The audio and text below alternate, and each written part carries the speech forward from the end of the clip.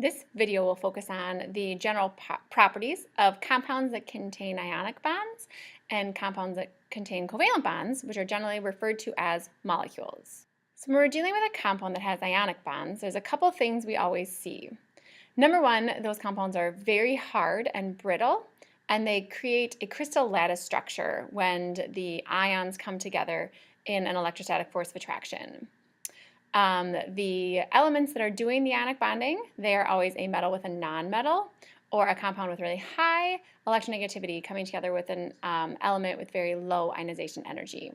So in order to have that electron transfer, we need to have something that's drawing in very strongly and something that's pretty easily able to give up an electron. When you dissolve the ionic compound in water, it can conduct electricity. It can also conduct electricity as a liquid.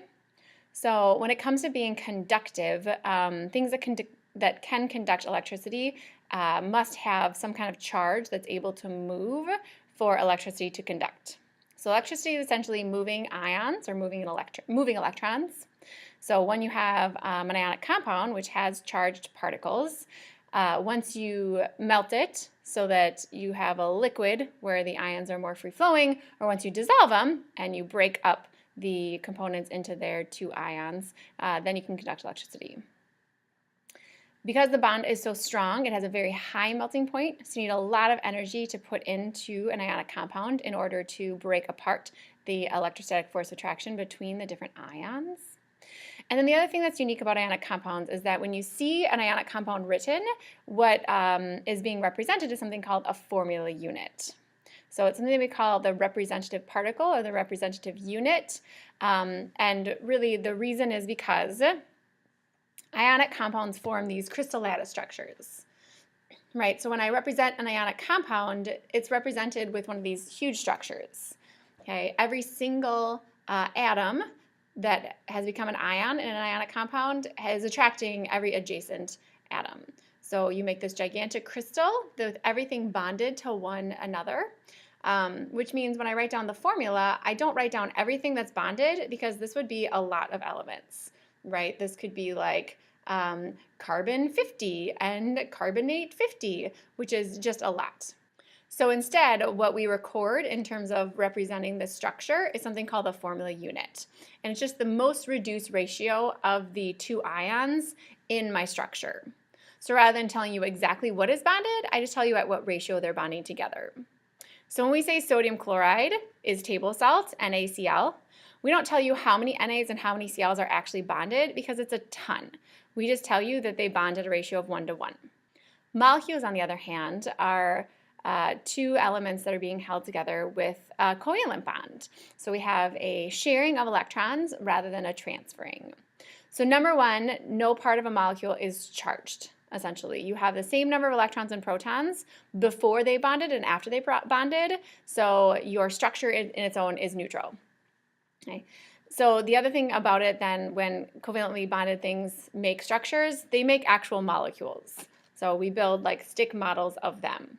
Okay, so rather than it being a whole network of multiple atoms bonded together, we literally have like what electrons are being shared where and with who.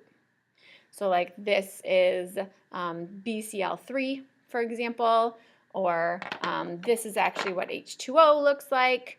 And when I have a large sample of H2O, I just have a lot of these molecules close together, probably being IMF'd with one another. Versus if I have a salt crystal, I literally have every single atom in salt ionically bonded with the adjacent molecule, or the adjacent ion.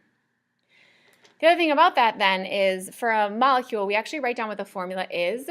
We don't give the most reduced ratio.